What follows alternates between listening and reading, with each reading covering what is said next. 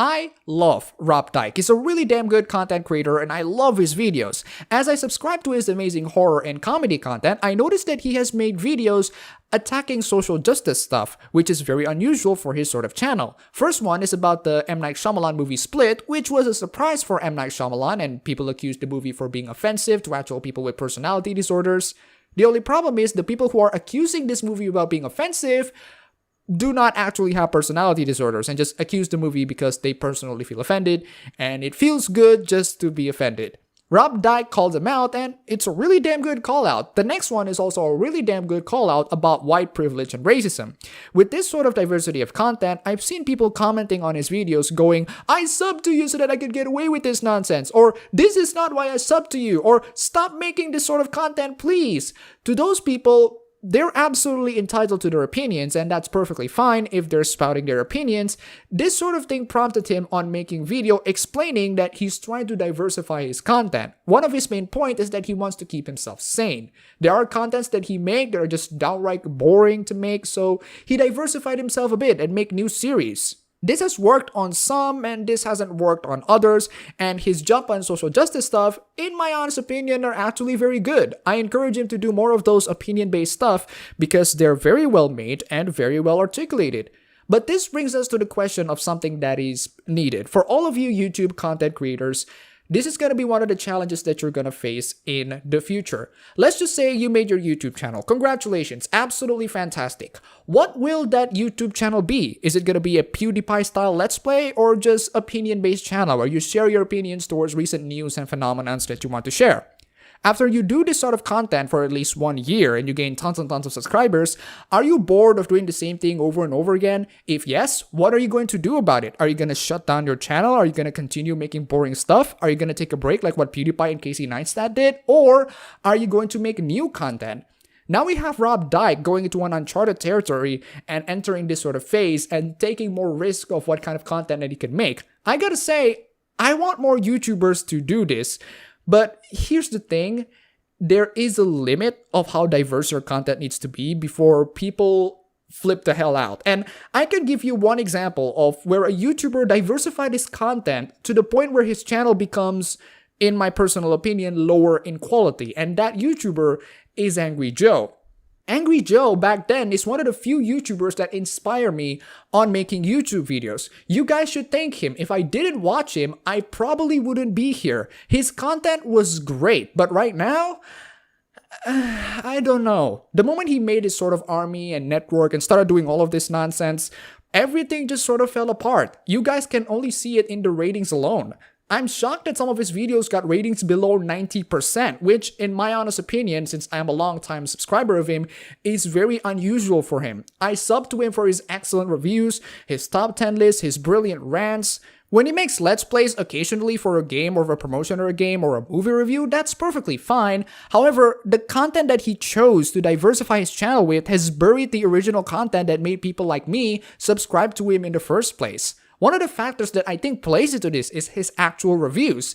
His reviews are, well, I wouldn't say difficult to make. I mean, as a fellow content creator, well, it's not hard on paper, but it is definitely time consuming and it requires a lot of work and effort. But you see, Joe, that's why people love it. That's why people love your reviews. You actually took effort on actually making it. It's not that we don't like you diversifying your content, it's that we don't like you putting less and less effort into them. Right now, you're not making this sort of review. You digress a lot. You make content in which you just talk in front of the camera sharing your opinions. Now, it's fine to make that sort of thing, but it's to the point where it buries your actual reviews and flooding your channel with things that people don't watch. Just look at the views that he got on his Yakuza 0 video and views of other videos. He gained almost 800,000 views of that video in 3 days, while his Nintendo Switch video and Scalebound video took weeks to get into that same amount of views. It's pretty much disproportionate. Now, I think he did all of that just to stick within the YouTube algorithm, which rewards people on making daily content. Doing so would force people on making low quality content every day. This is just me, but I think this algorithm is kind of random. For some odd, stupid reason, YouTube decided to recommend me. I have an unusual, unexplainable spike of subscribers and viewers off of my Wave of Love video. All to this day, I am still completely baffled on why the hell would this video get a lot more views than normal, and I'm still baffled on why or how I get subscribers this much. Thanks for the sub, guys. I appreciate it, but again, I'm just baffled. So I'm gonna ask you guys this just to verify. How can you find me or my videos, and what video that made you subscribe to me? Did you find me in the recommended list on the right, or maybe someone shouted me out? I find it so bizarre that I probably need some form of an info, especially with that unusual spike of subscribers that I just happened to get seemingly out of nowhere, seemingly based on pure freaking luck. Why me, YouTube? Why me? Can anyone please explain this to me?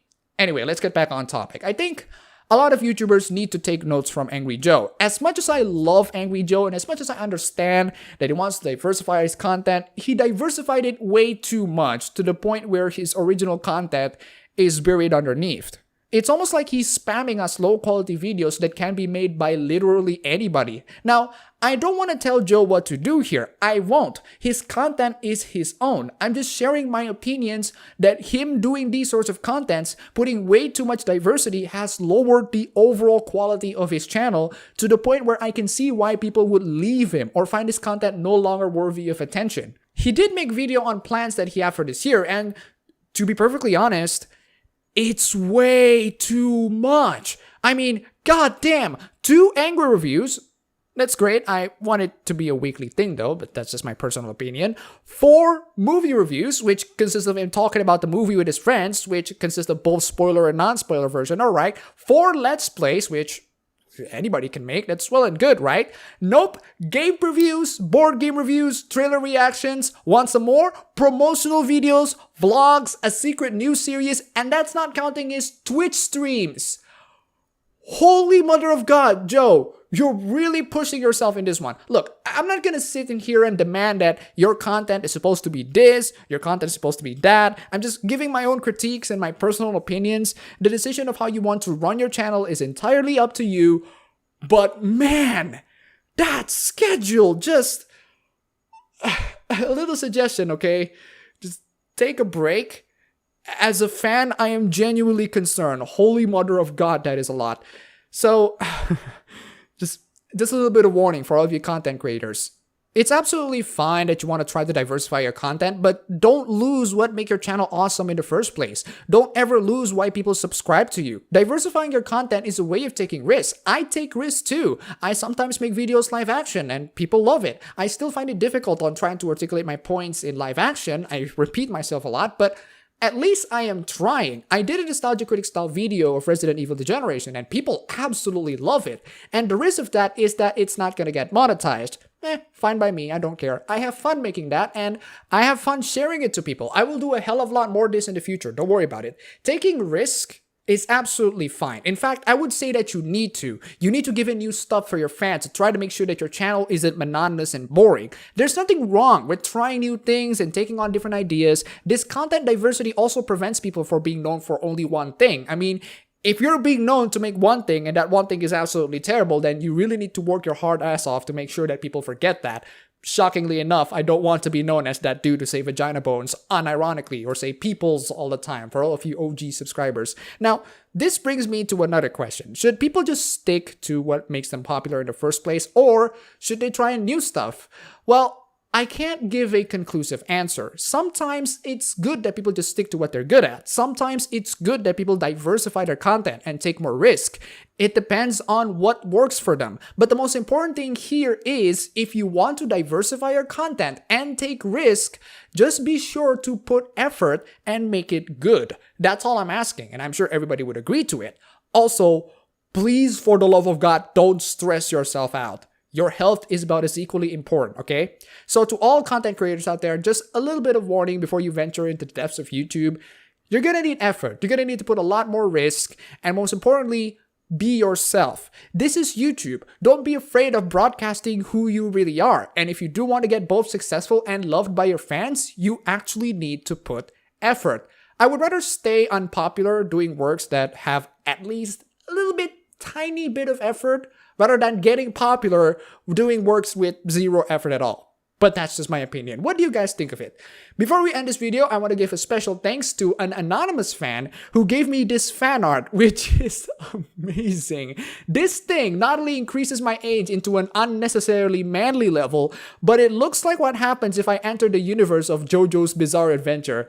To the anonymous fan, thank you for the fan art. It's brilliant. I freaking love it. That's all for the video today. If you like this, you can go ahead, click the like button, and subscribe for more. If you wish, support me on Patreon. Thanks for watching.